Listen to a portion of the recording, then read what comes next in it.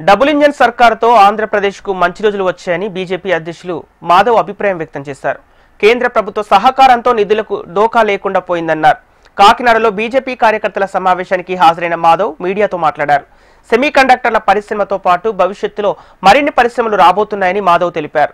కేంద్ర ప్రభుత్వ సహకారంతో పోలవరం ప్రాజెక్టును 2027 నాటికి పూర్తి చేసే విధంగా కార్యాచరణతో కూటమి ప్రభుత్వం పనిచేస్తుందన్నారు. కేంద్ర ప్రభుత్వం ఆంధ్రప్రదేశ్ కి సెమీ కండక్టర్స్ యొక్క యూనిట్ శాంక్షన్ చేయడం జరిగింది. సౌత్ కొరియా సంబంధించిన కంపెనీ మన ప్రాంతంలో పెట్టుబడులు పెట్టడానికి వచ్చింది. ఇది తొలి అడుగు మాత్రమే. రాబో కాలంలో మరిన్ని సెమీ కండక్టర్ చిప్ మ్యానుఫ్యాక్చరింగ్ కంపెనీలు మన ప్రాంతానికి రాబోతున్నాయి. అవి మన ప్రాంతానికి వచ్చే విధంగా కూడా కృషి చేస్తాం. ఆ విధంగా అనేక రకాల డబుల్ ఇంజన్ సర్కార్ ఉంటే ఏం జరుగుతుందో వాళ్ళ ప్రజలకు చూపించాం. గత సంవత్సరంలో మన ఆంధ్రప్రదేశ్ కి 10 లక్షల కోట్ల రూపాయలు పెట్టుబడులు వచ్చాయనే విషయం మీ అందరికీ తెలియజేయడానికి నేను గర్విస్తున్నాను.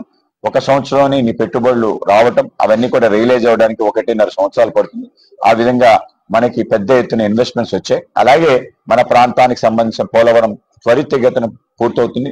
మీ అందరూ కూడా ప్రత్యక్షం చూడొచ్చు. శరవేగంగా పనులు కొనసాగుతున్నాయి. త్వరలో పోలవరం పూర్తి స్థాయిలో పూర్తయి 1.5 సంవత్సరాల తర్వాత జాతికి అంకితం చేసే విధంగా ప్రయత్నం జరుగుతుంది. ఆ విధంగా 2027 కల్లా పూర్తి చేయాలనే లక్ష్యంతో మన గౌరవ ముఖ్యమంత్రి గారు ప్రయత్నం చేస్తున్నారు. కేంద్రం ఆ విధంగా సాయం చేస్తుంది. ఇప్పటికే 12,000 కోట్ల రూపాయలు ఇవ్వటం జరిగింది.